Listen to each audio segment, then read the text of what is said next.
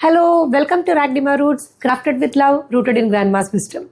So this is a program where we bring to you the forgotten traditions and home remedies of Indian households, which we studied from our parents or our grandparents.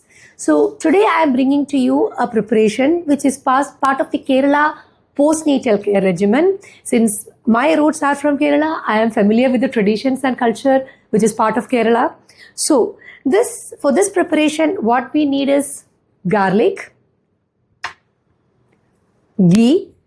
These two are the mandatory ingredients, but just to add some taste to that, a little bit of salt and pepper. So this is a preparation which is commonly used for increasing breast milk and also to control the gas formation or flatulence which is seen in newly delivered mothers. And it is unlike the normally traditional Ayurvedic preparations. This is very palatable, very tasty, and normally the garlic is the key ingredient for this. But all of us know it is not so easy to consume garlic in big quantities, because garlic always we use as a spices, 2 or 3 pieces for a dish. That's all what we use.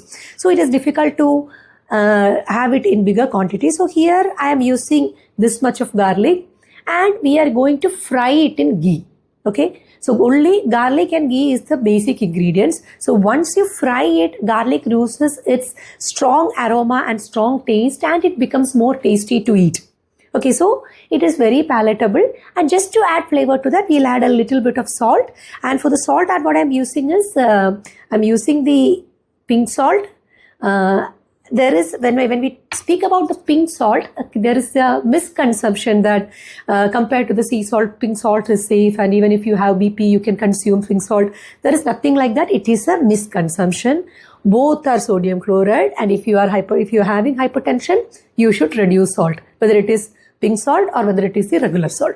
So only difference is this comes from earth source, not the sea source. So the micronutrients or the microelements that is present in the pink salt is different from sea salt, and that is why it is having this light red color also, because it has a little bit of iron content in that.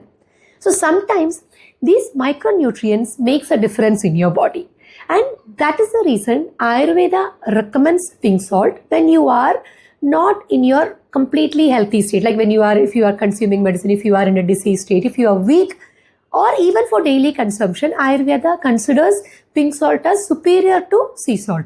But that doesn't mean you can consume it in every condition. Conditions where you have to avoid salt, you should avoid both, irrespective of sea salt or pink salt. And then ghee, of course it is good if it is homemade ghee, and a little bit of pepper. Pepper is only for flavor, to add little bit of spice. If you don't want that spicy taste, you can totally skip pepper. But normally in postnatal care, pepper is considered better than the red chili, which we commonly use. So now let's move on to the preparation.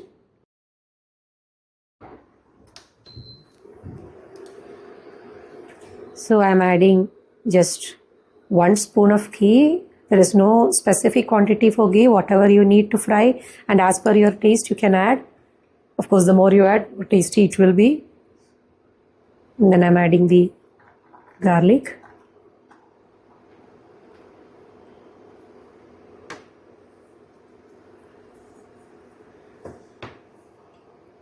Pepper and salt we can leave for the end once this is properly fried.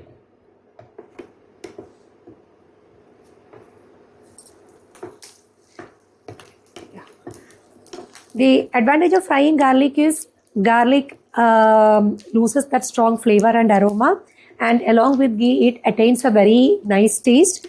You can even do this in coconut oil if you don't like the taste of ghee, but ghee is recommended, because personally I like the flavor of ghee and garlic combined than coconut oil, but it is all up to your taste. And so don't fry it too much, less. Just a light brown color is enough, because if you fry too much, you will lose the benefits of garlic. This helps in increasing breast milk production.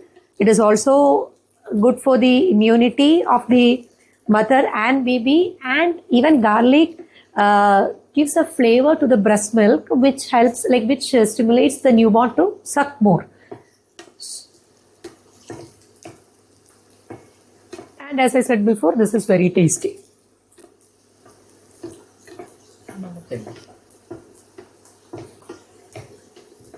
Yeah, this is enough. At this stage, I'm adding a little bit of pepper as per your flavor and little bit of salt. That's it.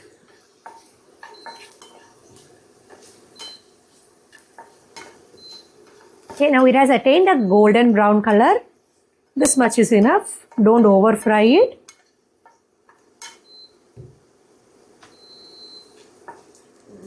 Now let's transfer it to a bowl.